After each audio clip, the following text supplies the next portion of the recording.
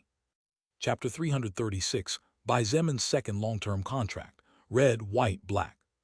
If I told you that my goal is to control the entire galaxy, what would you think?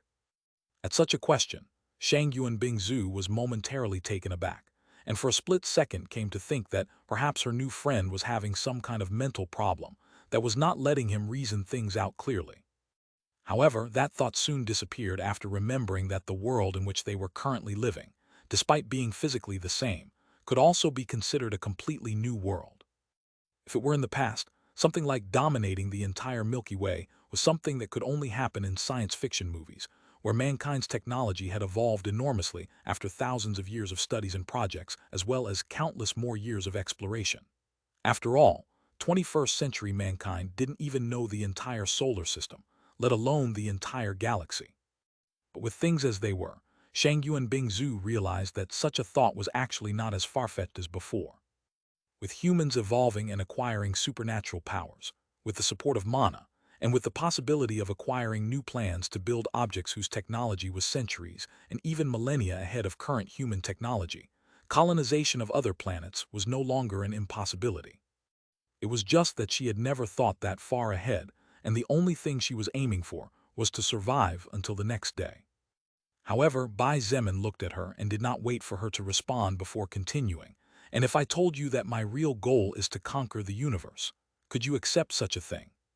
Shang Yuanbing Zhu's eyes widened and she said in a state of shock, "You're joking, aren't you?" She admitted that Bai Zemin was powerful. He was a terrifying monster, brave, and whose speed of growth even made her have no choice but to bow in respect. However, she really hoped that he hadn't been driven mad by the power he had been gaining recently, because she really didn't want to lose a valuable friend. If it were in the past, Shang Yuanbing Zhu would without hesitation leave Bai Zemin's faction at the slightest sign of him, showing himself going crazy or losing his sanity. But now that he and she had grown close enough to give each other permission to call each other by their first names, and even to the point where she trusted him with her eyes closed, Shang Yuanbing Zhu knew that she could not leave him so casually. She would very probably do everything in her power to bring him back to reality. Of course she would react in this way. Bai Zemin sighed in his heart. If he were in her place, his response would probably be the same.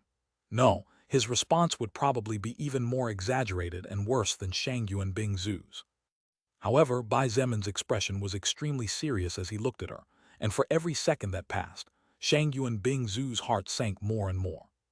Since the world changed, millions of people died. Bai Zemin began to speak out of nowhere. His usually calm and indifferent eyes, even in the face of death, revealed real emotions for the first time in weeks, shocking Shang Yuanbing Zhu deeply. How many elders died in this month and a half? How many couples were separated?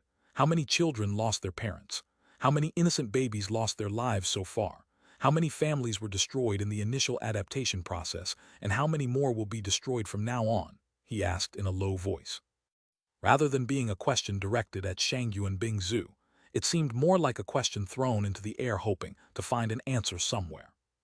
Knowing that no one would be able to answer such questions, He looked at Shang Yuan Bingzu with a slight tinge of sadness that made her heart clench slightly and continued.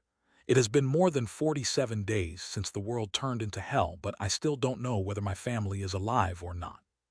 Although I can currently cover over 700 kilometers in 1 hour, my stamina is not enough to sustain this speed for more than a dozen minutes, and even if I could withstand the continuous burnout for a full hour, I would still be another 1100 kilometers short of Yangfeng town in Changping district.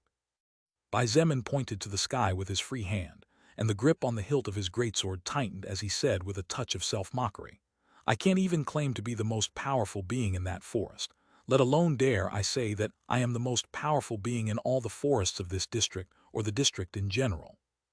To cross beyond Baekwin subdistrict and reach Changping district, we will have to annihilate over 20 million zombies, and who knows how many wild beasts or mutated plants will add to the equation. Even if I want to run out right now to look for them, I know that if I try to do so, I will eventually end up dying due to exhaustion in the midst of desperate battle, which is why I can only hold on, because I am weak. Shang Yuan Bingzu bit her lower lip tenderly as she listened to his words. She had exactly the same thoughts as Bai Zemin. What more did she not want than to run to where her mother was as quickly as possible to, if she was still alive, ensure her safety and well-being. However, she was weak, so she needed the help of a large army to accomplish such a thing. Unless she or Bai Zemin possessed infinite stamina, or were monstrous enough to be able to fight off millions of enemies or the ability to somehow evade them, they could only go one step at a time. Because they were weak. From the point of view of the other survivors and soul evolvers, Bai Zemin and Shang Yuan Bingzu were the representation of gods in person. Only they knew that in reality, neither of them had the ability to find their loved ones, even though their hearts were squirming with anxiety during the nights, let alone being the in-person representation of gods. Even if sometime in the future we manage to defeat the wild beasts and mutant plants, or find some way to suppress them so that they stop attacking mankind, even if we become strong enough to regain the peace of our lives, who can guarantee us that this will be the first and last time something that shakes our lives and the lives of those we love will happen? Bai Zemin looked at Shang Yuan Bingzu with an extremely serious expression, and a tinge of hatred flickered in his eyes for a moment. Shang Yuan Bingzu's expression also changed slightly when she heard this. Indeed, did they have any certainty that this would end after they managed to regain the peace of Earth? No, they did not. Even if their loved ones survived, with mankind's life expectancy extended to several centuries and even millennia through constant evolution in elevated stages, many things could come to pass in that time. Now do you understand why my highest goal is absolute domination? Not of China, not of Earth, not of this galaxy either, but of the entire universe. Bai Zemin declared with conviction, I will not allow anyone or anything to ever set foot on my head again, let alone allow any entity to have the power to decide who lives or who dies. That will be me. Since this unknown entity called Soul Record gave him the ability to become seemingly unstoppably stronger as long as he absorbed the soul power of other living beings, then Bai Zemin was going to do anything to get to the absolute peak, even if it led him down a desolate and blood-splattered path. So what if they call me a tyrant? So what if they call me a dictator? Bai Zemin sneered. As long as my loved ones and I stay well, the rest of the universe can go to hell. This was the first time Bai Zemin expressed his true feelings to another person. He had not even said this to Lilith yet.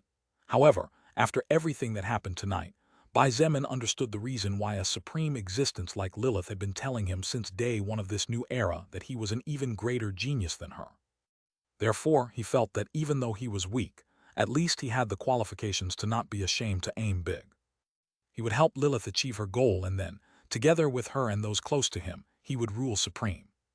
The God of the Bible, whose real name Bai Zemin did not know, Lucifer, Dragon Monarch, Vampire King, Eternal Phoenix, Wolf Emperor, Zombie Ancestor, Star Devourer. These were all the leaders of higher factions known by Lilith to date, ultimate beings who stood at the apex of the apex and whom even Lilith did not dare to face. However, Bai Zemin vowed to himself to overcome them all either by hook or by crook. Seeing that Shang Yuan Bingzu was no longer looking at him as if she were looking at a madman, Bai Zemin realized that she finally understood that, rather than madness, the reason behind this great goal was actually very simple.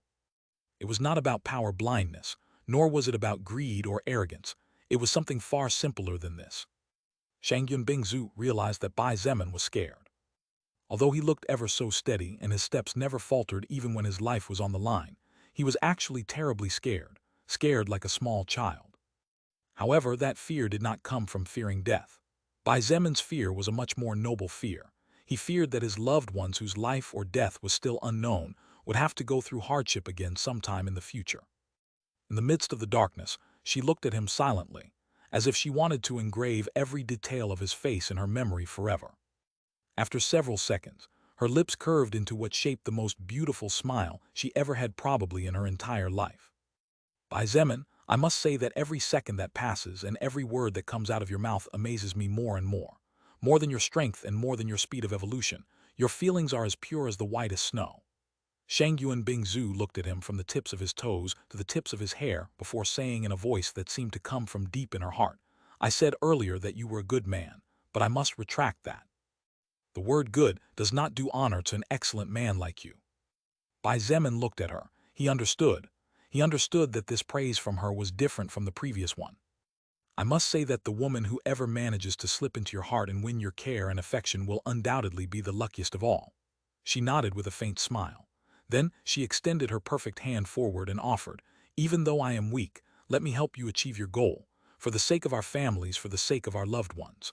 Over all life, we will dominate.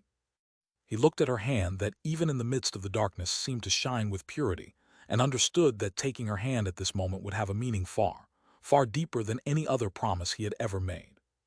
Bai Zemin still did not know if in the future Lilith would remain by his side once he helped her achieve her wish. He hoped with all his heart that she would. However, what Shangyuan Bingzu was offering was to be battle peers, for as long as one of them needed to finally become the total supreme existence, a paragonless being. A goal of such magnitude could take hundreds, thousands, even tens of thousands of years.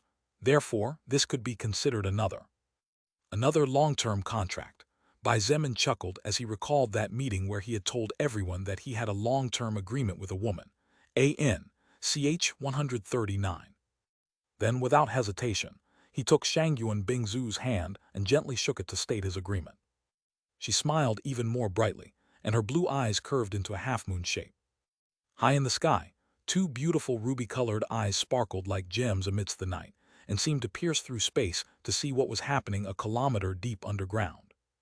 A smile countless times more beautiful than Shangyuan Bingzu's smile appeared on Lilith's face, as she observed and listened to the interaction between the two lower existences that were just at the first stage of evolution of the vast universe. Red, white, black, she muttered in a low voice and then faded away. Her voice still echoed in the midst of space. I wonder what kind of beautiful painting will be born with these three colors as the main focus. Will this canvas be large enough, or will a larger one be needed? Tilde I can't wait for. /////////////// Thanks a lot to all those who use their golden tickets to vote for BW. AN. End of Volume 2. I hope you liked the new cover and have enjoyed the story so far. Much more blood, Warlock, and many awesome things ahead. Chapter 337, The End of a Long Night and a Great War. After leaving the depths of the crater alongside Shangyuan Bingzu, Bai Zemin encountered nearly 1,000 humans. Among these humans, most of them were men carrying firearms such as light machine guns, assault rifles, pistols, even some country shotguns that were found in the various villages surrounding the area. The minority were all soul evolvers. At this point, each of these brave fighters who risked their lives every second to fight beasts, zombies, and plants in fierce hand-to-hand confrontations looked at Bai Zemin with eyes brimming with reverence. In fact, seeing the heat in the eyes of all of them, Bai Zemin estimated that, were it not for the military rules that had been slowly imparted on each man, they would all be shouting his name out loud. Pretty normal if you ask me, Shangyuan Bingzu whispered beside him. The power and ability you showed them tonight go far beyond what the human mind can comprehend. At this point, I wouldn't be surprised if each and every one of them is willing to throw their lives away for you and your cause. It could be said that your goal in some way or another has been achieved, I guess. Bai Zemin did not reply. In fact, what he was looking for was people who were willing to fight bravely and who were willing to lay down their lives for the sake of him. Was Bai Zemin selfish? He probably was. But that was the way things were, and it would probably continue this way for a long time. Bai Zemin took a step forward and casually scanned the faces of each man in front of him before he began to speak slowly. As many of you probably know, my name is Bai Zemin, and I am the leader of this base as well as the leader of a second base to which we will be joining soon. A large portion of you have probably never seen me in your lives before tonight, as many of you are still new recruits. However, let me tell you that regardless of the difference in status, in my eyes you are all brave warriors. Warriors who fight with their lives on the line every day, and regardless of the reasons each of you may have for doing it. The truth is that, whether you want to or not, you are also helping countless humans, and thus making a small beacon of guiding light in the midst of so much darkness and death. Therefore, let me tell you all with confidence that each one of all of you present and each one of our fallen comrades were, are, and always will be heroes in my eyes. Upon hearing Bai Zemin's speech, many men's eyes turned red and tears threatened to fall at any moment. Even many hot-blooded men who had already forgotten when they had last shed tears were deeply moved that the highest leader of the entire base, the king of them all, not only valued their efforts, but also abandoned the safety that rightfully belonged to someone of his status to fight on the front lines.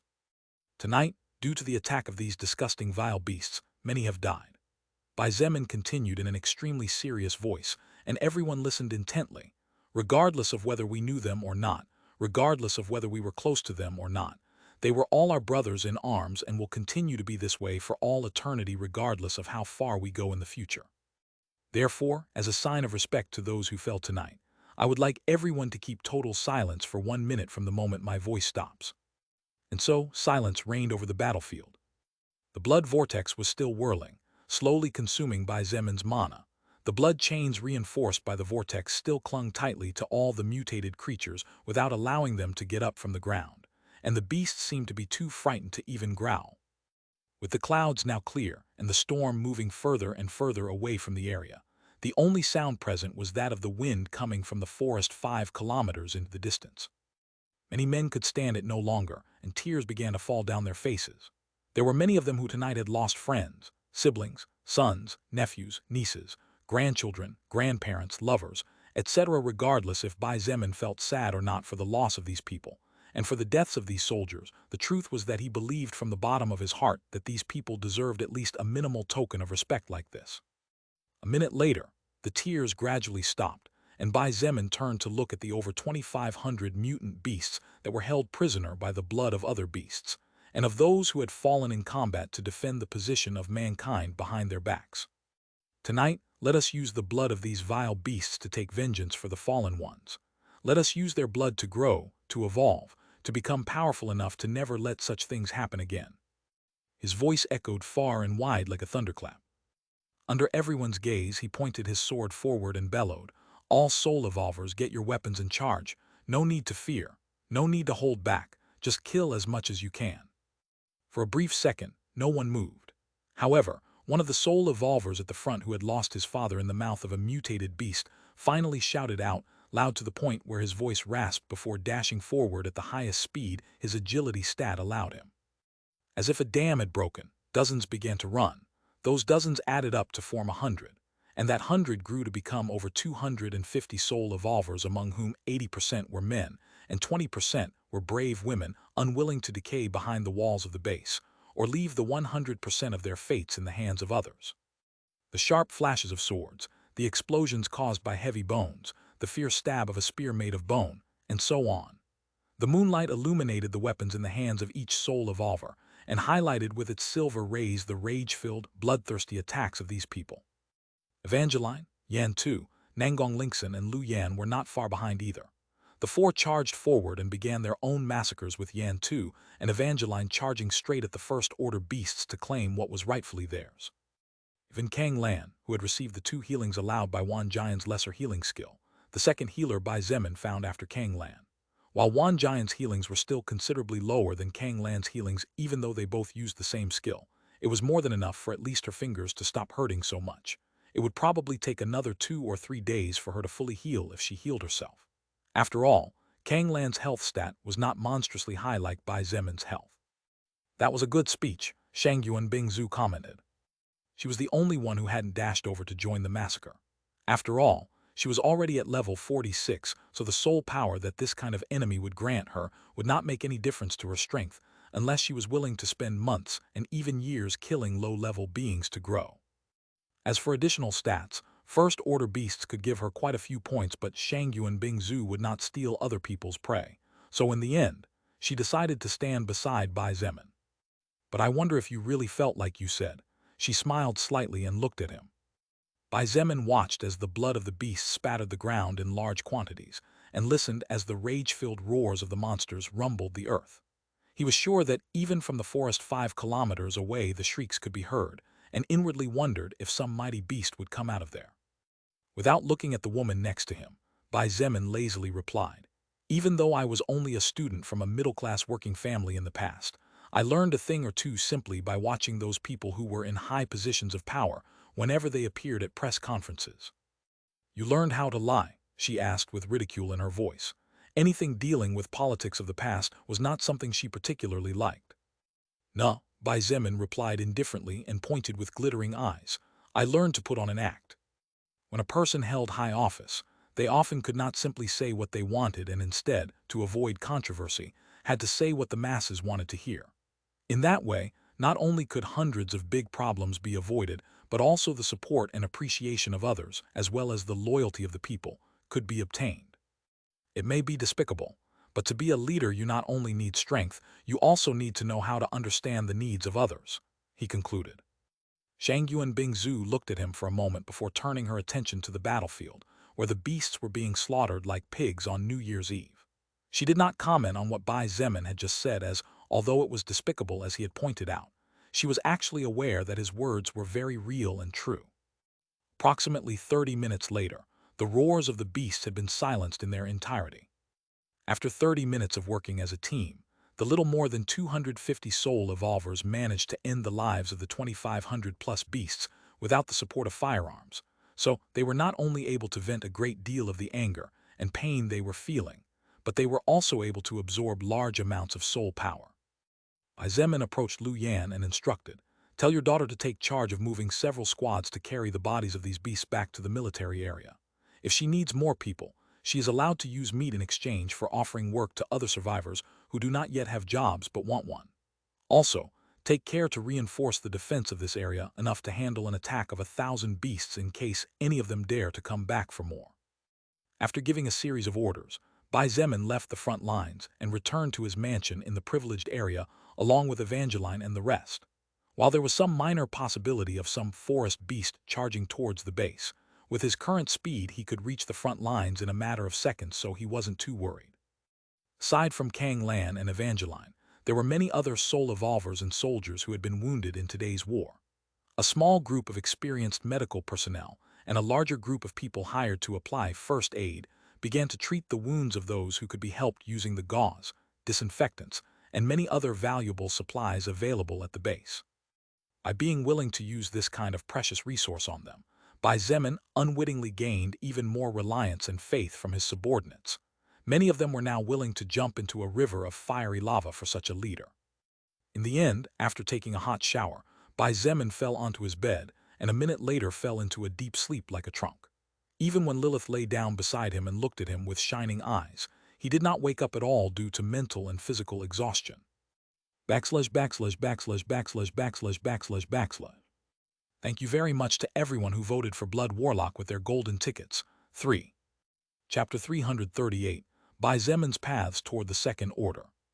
Because he had not slept for a total of almost 48 hours, Bai Zemin was especially tired. While the lack of sleep for almost 2 days had taken its toll on his body and psyche, Bai Zemin's true exhaustion came in essence from all the things that had happened in the span of 5 or 6 hours from the time he had decided to go hunting in the mutant forest near the North Camp base to train with his newest skill called gravity manipulation. In the end, that night of training and light hunting ended up turning into a night in which his life was in danger more than once. Not only did he have to suppress his power to the minimum possible to prevent the second-order beasts from suddenly charging at him to kill them, but he also had to survive his own devastating attack. Bai Zemin was sure before going to sleep that he was probably one of the few beings, since the history of the creation of the universe, who had managed to kill 2 second-order existences with a single attack even while he was still in the first order and seriously injuring another. But this was he underestimating himself again. If Bai Zemin were to ask Lilith, she would undoubtedly shout at him, "Idiot! You think everyone can do something as crazy as increasing the power of a devastating attack by basically 15 times. In fact, he was the first one to manage to do something so crazy. It was precisely for this reason that, despite being aware of the fact that Bai Zemin had not done all the work by himself, the soul record granted him a unique characteristic title under the name of irregular. In the end, Bai Zemin ended up sleeping peacefully as noon passed and evening came.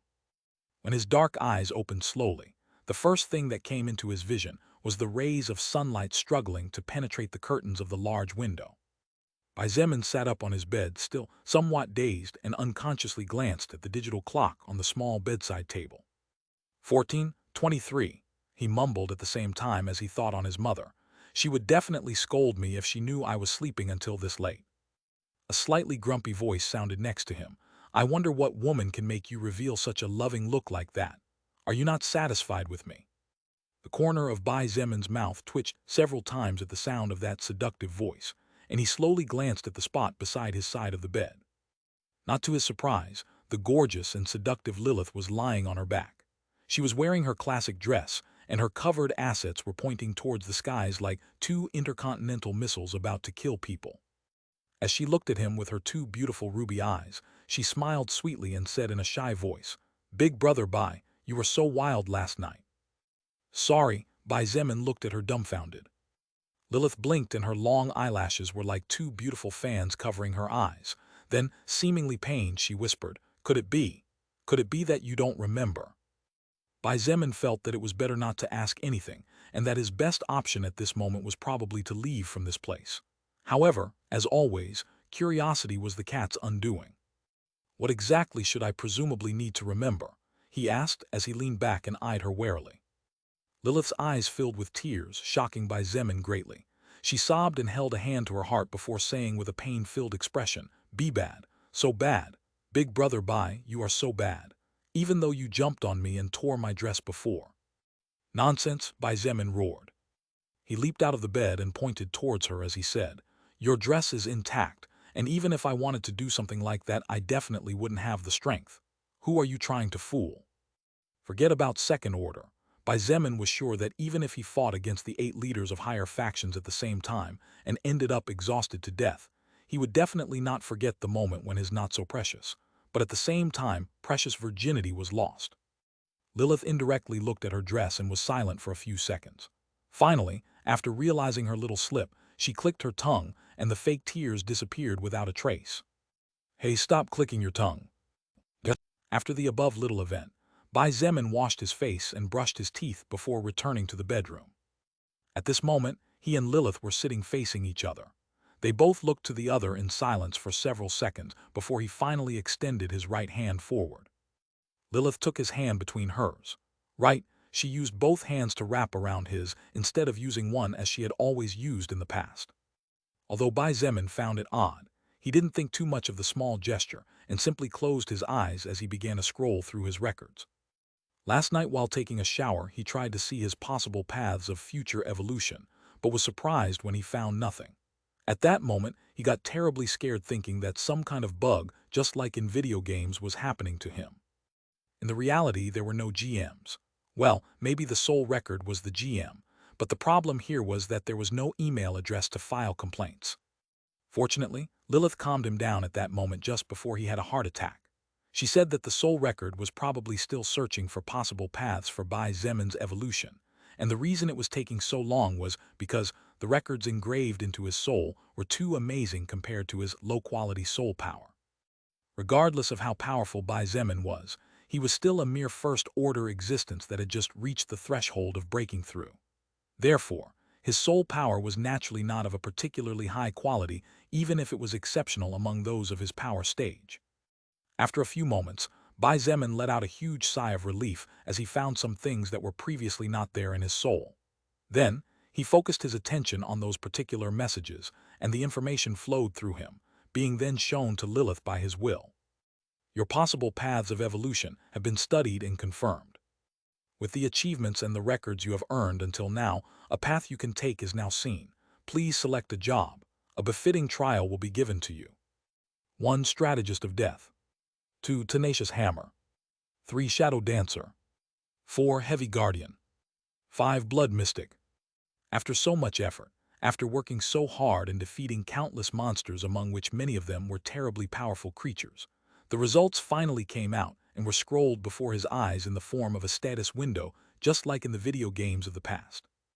Even though I acquired my first job around 1 month ago at most, somehow I feel like it's been a long time. Bai Zemin sighed and opened his eyes. Well, a lot of things happened since then. Lilith involuntarily let out a sigh as well. Even for someone like her, who had already seen most of the things that the cosmos could present, she felt that her life became much more lively since she arrived on this planet and began her long journey along with Bai Zemin. Things will only get more and more interesting from this point on. She chuckled and said words that somehow Bai Zemin felt were an evil omen just like in the movies. Don't sing bad omens. He growled under his breath. I would prefer that everything be calmer and that the sea stop raising waves in my direction. If that happens, then I'm afraid that to achieve your goals your life could fall short, she pointed out with a smile. Bai Zemin found himself unable to reply to her statement, so he could only snort like a small child who was beaten at his favorite game. Even so, I must say I'm surprised that even on your second breakthrough mission you still have so many options to choose from, Lilith said in wonder as her eyes flicked back and forth, seemingly rereading the viable options on Bai Zemin's shoulders again. Is that so surprising? He asked without much emotion in his voice.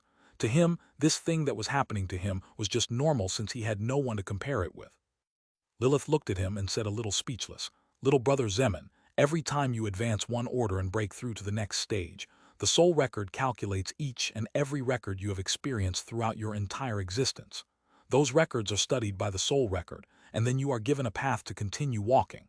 Do you understand any of what I am saying? Bai Zemin nodded. Basically, the barrier that separates each order and prevents us from continuing to level up is the end of a path. The soul record would be the creator of a new path, and for that, it shows us new possibilities to us, soul evolvers. After proving ourselves worthy to continue, that possibility will open a path by which we can go beyond that barrier that blocks us. As expected of someone capable of receiving the option to be a strategist of death, she snapped her fingers and joked. Then, with a serious expression, she continued, So, it's strange that there are so many junctions since basically your future should have been decided when you set foot on your first path, which in this case your first path would be your first class, Blood Berserker. Bai Zemin felt that he understood everything, but at the same time, he felt that he needed a bit of time to understand the depths implied by her words. If it were before, he might have thought it was all easy to understand. But the more he knew about the soul record, the more he realized that thinking that way would only bring more harm than good in the future. So, which one do you think I should choose? As always, he asked Lilith's opinion even though in his heart the answer was already clear. Strategist of Death is probably a job that was born from the wide variety of existences you have killed in such a short time, and from your intelligence to devise and mix skills to launch attacks of extremely high magnitudes. This job is also possibly the easiest to get out of the 5 options presented to you on this occasion. She carefully analyzed and calmly explained. I see, okay, pass. He nodded and looked at her hoping to be enlightened. He didn't even take into account this job to begin with as it somehow made him feel like a subordinate of death, if death really existed in the first place. Tenacious Hammer seems to be somehow or other related to blacksmithing. It's probably because in your first forging try, since the appearance of the soul record on Earth, you forced yourself to work practically without rest for 7 days straight, and even after many failures, you persevered regardless of your low-quality tools. I think you could definitely get something good out of it if you choose this job. Passed but failed. Okay, let's move to the next one. Bai Zemin rejected even the second option despite having to consider it more than a few times. Regarding the matter of blacksmithing, he was naturally interested since if he ever managed to become a godly blacksmith of some kind, his strength would definitely be terrifying thanks to the quality of equipment he would be able to forge. However, that would be a long-term investment. Right now, choosing the second option would cause Bai Zemin to lose his momentum as far as battle was concerned. Furthermore, the smithy was not at all suited to the path of absolute domination and suppression to which he aspired, and which he had already begun to walk step by step. Thank you very much to everyone who voted for Blood Warlock with their golden tickets. 3. Chapter 339, Heavy Warrior and Shadow Dancer. Hearing Bai Zemin's words, and feeling the somewhat painful negative in his voice, Lilith understood what he was thinking. Don't worry. Even if in the end you can't choose a great blacksmith class, you can still choose a subclass related to blacksmithing if you're lucky. She gently patted his shoulder and nodded towards him. What? Bai Zemin somewhat overlooked her effort to lift his slightly flagging mood and asked with wide eyes, We can choose subclasses. Yes, Lilith tilted her head. Then, as if realizing something, she lightly slapped her forehead and muttered, Right, you're still in the first order. Excuse me, he looked at her dumbfounded. For a few seconds, Lilith and Bai Zemin both looked at each other with wide eyes. It was as if their minds had gone blank for a brief moment. And if there was a third party next to them, they would probably laugh at how comical they looked at that moment. Cough, so, can you explain a little bit what's going on here, Lilipedia? Bai Zemin cleared his throat and leaned his upper body to approach her and looked at her very seriously straight in the eyes. At first, Lilith was a little intimidated by his sudden move to approach her. But just when she felt that she might blush at any moment, the way Bai Zemin addressed her made her unable to help but laugh internally. Hey, you little brat, who are you calling Lilipedia? She joked. Brat? Bai Zemin returned to his original position and folded his arms as he said with a suggestive smile, I don't remember who it was that got a lesson from this brat the other night in bed. Besides, didn't you just call me Big Brother a few minutes ago? Come on, little sister Lilith, call me Big Brother like you love to do, and maybe I'll give you your favorite lollipop. This time, Lilith really couldn't stop a very slight blush from appearing on her tender cheeks. This surprised Bai Zemin greatly, and the smile on his face grew enormously. Even if he died this instant, he could at least die smiling, because for the first time, he had somehow defeated this naughty little succubus in a verbal game. Aha, now do you understand my difficulties? Bai Zemin was practically screaming and jumping for joy inside. However, after thinking it over, he realized that something was wrong. Lilith shouldn't blush so easily, right? After all, she was a succubus, and for better or worse had lived for about a century. Bai Zemin was infinitely sure that she must have experienced far more suggestive and direct words than what he had just said. Of course, a virgin like Bai Zemin who had practically no experience about women, or how ladies' hearts worked, could never understand that to get such reactions out of a girl depended on who the other person was. Otherwise, all it would generate would be disgust, discomfort, and awkwardness. Little brother Zemin, you're getting more and more naughty all the time. Lilith tried her best to calm down and then said with a face filled with arrogance, You want me to call you Big Brother? Dream on. Since I am older than you, naturally you should call me Big Sister. But well, if you want to be the bigger one so badly, then you'll have to beat me in combat. Oh, just so you know, I'm not talking about a sword battle. The previous thoughts flew out the window as he heard the woman's challenge in front of him. He didn't back down and said confidently, You think you can beat me? Do you even know how high my stamina is right now? It's close to 1,000 points. I know your stats must be monstrously higher than that right now, but try comparing that to your stats when you were level 50. What? You already have a stat close to 1,000 points. Lilith couldn't help but raise her voice, and her eyes widened in shock as she looked at him as if she was looking at an alien. HMPH. Bai Zemin didn't respond, and after snorting he flashed his status window at her. Lilith gasped and her heart trembled as she saw the numbers scrolling in her retina. Unconsciously, she muttered, Even though I knew you were strong and had been accumulating a lot of stats, I didn't expect you to be at this level already. Now you see. He looked like the emperor of the heavens as he looked down at her and said, It's only a matter of time before I surpass you in every physical aspect, and by that time, HMPH, just wait and see what's good for you. However, Lilith was no longer listening to him. Her surprise at seeing Bai Zemin's stats could not be described in mere words. He might not be aware of how the soul record worked, but Lilith had spent a large part of her life studying this strange entity and gathering information. Bai Zemin's current status window and his crazy stats were something that even someone like her could not ignore, even though compared to her stats, it was effectively not worth mentioning. However, Lilith said nothing. She wanted him to figure things out slowly and gradually by himself, instead of her being the one to take away all the surprises. In the end, she licked her lips and looked at Bai Zemin's crotch as she said softly, Maybe it's not so bad to call you Big Brother in the future. Bai Zemin nodded, pleased with himself, and ignoring the slight embarrassment he felt inside, he decided to return to the main topic. So, little minx, can you continue with the analysis? While Bai Zemin enjoyed these moments very much, and if it were up to him he could very well spend the whole day chatting with Lilith and joking with each other, The truth was that such a thing was not possible at present. It was already past 1440, and there was a lot of work to be done, and a lot of things to finish that needed his intervention in some way or another. Right? Lilith nodded and said calmly, "We can talk about this important matter in the future. For now, let's focus on choosing the best path for you. That way you can give me a good battle in the sheets when the time comes." The corner of Bai Zemin's mouth twitched a little, and he wanted to say something, but in the end decided not to pursue the matter further. Sometimes it was hard for him to understand when Lilith was joking or when she was being serious. "So let's continue. First let me finish with your class and then we can talk about the whole subclass matter," she muttered before taking a second look at Bai Zemin's third choice and commenting, "Shadow Dancer. This class could lead you down a really interesting path. Although I'm not 100% sure, I could swear that this class is a mix between your physical combat abilities, your invisibility skill, and your shadow blink skill. I think if you go this route, you could become a rarely seen lethal killer.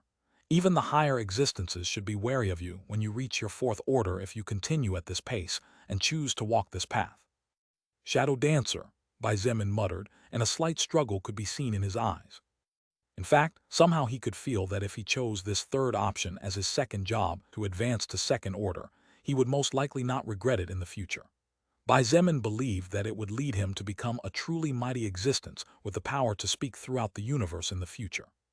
However, he still felt that something was missing, because even though Shadow Dancer sounded extremely tempting and seemed to be terrifyingly powerful, Bai Zemin realized that he did not aspire to be one of the strongest, and his ultimate goal was not as simple as having universe-wide speech power. "Let's move on to the next one," he shook his head and sighed. "Somehow I was already expecting this."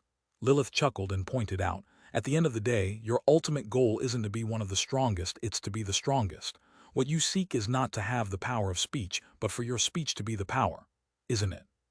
Bai Zemin forced a smile into his heart upon hearing this and nodded. "So you heard that too?" "Of course I did." Lilith smiled tenderly and said with slight shyness, "I've always been watching you." Bai Zemin felt his heart begin to beat faster and irregularly for a brief second, but long before he could comprehend anything or study that small movement, it all disappeared as if something had forcibly blocked it. Without waiting for any response from him or any question, Lilith looked at the fourth option and her eyes briefly twitched. After a moment of consideration, she looked at Bai Zemin and remarked, "I think this fourth option is pretty clear, but I'll say it anyway. I'm sure this job called Heavy Warrior is somehow related to your skill gravity manipulation and the combat style in which you use it. You will probably get tremendously devastating attacks in the future if you decide to walk across this path. But I don't recommend you choose it." "I was also thinking something similar to what you just said." Bai Zemin nodded with a frown. Choosing an option, this time ended up being much more difficult than when he reached the limit of an unclassified existence and was aiming to become a first-order existence. Each of the options presented to him this time had many advantages, and there were some of them that Bai Zemin could not overlook, which caused his previous decision to waver for a brief moment. "I'm afraid my magic power will fall behind in the future if I choose this option." "Indeed," Lilith nodded seriously. "Except for magic warriors, every kind of warrior in existence sooner or later must give up magic for some reason or another. So far, you have mainly used your gravity manipulation skill to perform powerful physical attacks, but there have been few occasions when this magical skill was used to suppress enemies. This in itself is an indication that sooner or later you will have to let go of magic if you decide to walk on this path. You may as well pass to the next one as well." The reason why Bai Zemin had not used gravity manipulation to suppress was because up until now, all he had done was slaughter mercilessly. He never thought of leaving an enemy alive. However, such a thing would not stay that way forever, and Bai Zemin was aware that abandoning magical power would most likely turn into a great regret in the future. As if to confirm her suspicions, Lilith pointed out, "If you ask me, the heavy warrior option will probably be the option that will give you the most immediate and short-term power. I'm pretty sure that when you acquire this class, a third-order existence will only be able to kneel before you or die obediently. However, in the long run, I fear you might lose a lot of that great early momentum." "Pass." Bai Zemin took a deep breath and closed his eyes as he said with slight pain in his heart. Even if the power that the heavy warrior class gave him was high, Bai Zemin knew from his own experience that large short-term gains were not good. In the past, he had seen many people sink for temporary happiness. Hearing Bai Zemin's rejection even in the midst of such a powerful hesitation, Lilith's fluttering heart calmed down, and she unconsciously let out a sigh of relief before inaudibly saying, "Good thing you didn't choose that option." "Sorry," Bai Zemin looked at her and asked, "I didn't hear you. Can you repeat that?" "I said I'm glad you weren't driven by greed and power." Lilith smiled, and a tinge of sadness glittered in her eyes for a wink that was gone fast enough that even Bai Zemin didn't notice it, even though he was looking at her from such a close distance. Backslash backslash backslash backslash backslash backslash backslash. Thank you very much to everyone who voted for Blood Warlock with their golden tickets. 3. Chapter 340 Second Order, Bai Zemin's Evolution Requirements. So far you've passed on the first 4 options, haven't you? Lilith asked to make sure while keeping her eyes on him and studying every change of expression on his face. Bai Zemin hesitated for a long time before nodding. His eyes moved erratically as he scanned the second, third, and fourth options over and over again. These 3 had attracted his attention greatly. Especially Heavy Warrior. Even if he knew it probably wouldn't be the optimal, something inside him told him that it would probably suit better to his vicious battle style, where he sought to destroy and crush his enemies in the shortest amount of time possible with overwhelming power. It was extremely difficult for him to stick to his initial idea of choice. He would be lying if he said that he was not tempted to choose another job for his second order. If I could just pick and choose several jobs at the same time, how good would that be? He sighed and let himself fall onto his back. His body shivered gently from the bedsprings of the mattress, and his gaze focused on the luxurious chandelier in the center of the room hanging from the white ceiling. PFFFT. Lilith almost laughed when she heard his muttering and couldn't help but look at him dumbfounded as she said with a big smile, "If such a thing were possible, then probably the universe would have already been destroyed by some extraordinary monster before you or I were born. Besides, do you think it's possible to walk at the same time on 2 completely different paths located in opposite places?" At first, Bai Zemin felt that what Lilith said made a lot of sense. After all, existences at the level of the 8 leaders of higher factions, or even beings at the level of Lilith herself who possessed at least one firmament fragment, already possessed the power to annihilate an entire world. So if they could choose several jobs for each order they advanced, everything would probably be destroyed in a careless move. But after hearing her last words, he couldn't help but smile bitterly. Of course, walking 2 opposite paths at the same time was impossible. How was anyone supposed to do such a thing? In the end, he sat back down cross-legged and calmly said, "All right, let's continue." "That's the spirit I like to see in you." Lilith nodded with a satisfied expression. "Since you rejected the previous options, then something inside you must be guiding you to the only one still viable, isn't it?" He didn't respond with words and simply nodded. "Since your instinct is telling you to do something, then just do it without hesitation, Tilda," Lilith advised with a smile that an older sister gives her little brother as she guides him through life. "Besides, since you are willing to let go of such powerful jobs, it can only mean that somehow or other you firmly believe that the option you have in mind is not only the right one for you, but will also be the one that will lead you to victory. Right?" Bai Zemin took a deep breath and nodded with a serious expression. "Yeah." "Blood mystic, huh?" Lilith whispered softly with a slight frown as she looked at the 5th and final option available to Bai Zemin. The word mystic is related to mysticism. The default definition of a mystic person is one who aspires to achieve or who believes to have experienced the union or contact of the soul with divinity. I must say that's a pretty interesting name for a job aimed at an existence that wishes to advance to the second order. I know nothing of other worlds, but here on Earth, mystics are beings with great magical powers and whose skills have always been mysterious. Bai Zemin pointed and said gravely, "Besides, since this 5th option has the word blood in it, I can get some idea of what awaits me.